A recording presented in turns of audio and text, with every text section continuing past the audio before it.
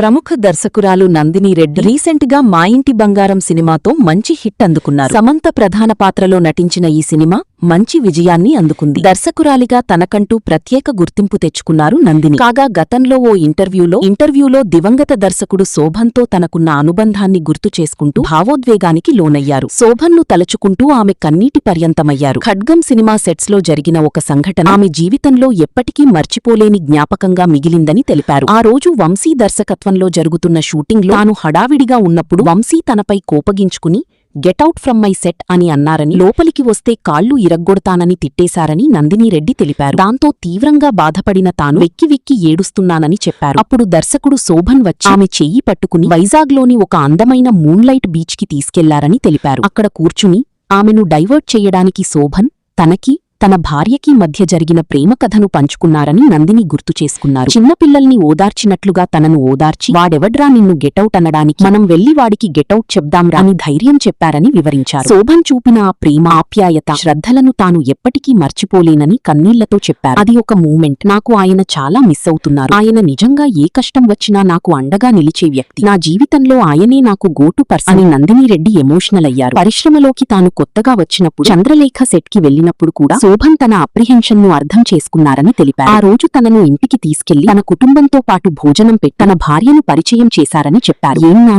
నాన్న అంటూ తనను తన రెక్కల కిందకు తీసుకుని ఎంతో ప్రేమ, ఆప్యాయత, శ్రద్ధలను అందించేవారని నందిని తెలిపారు. శోభన్ ఒక అద్భుతమైన మానవతావాది అని, ఆయన ఇంకా బతికి ఉంటే ఎంతో మంది జీవితాలకు సహాయం చేసేవారని నందిని అన్నారు. ఆయన మరణించినప్పుడు తన కుటుంబ సభ్యుల్లో ఒకరిని కోల్పోయినట్టు బాధ కలిగిందని, ఆ సమయంలో ఆ నిజాన్ని అంగీకరించడం చాలా కష్టమైందని చెప్పారు. జీవితం ముందుకు సాగినా ఇప్పుడు శోభన్ కుమారుడు సంతోష్ హీరోగా ఎదిగినప్పుడు తాను అతనిని చూసిన ప్రతిసారీ శోభన్ గుర్తుకొస్తారని నందిని రెడ్డి తెలిపారు.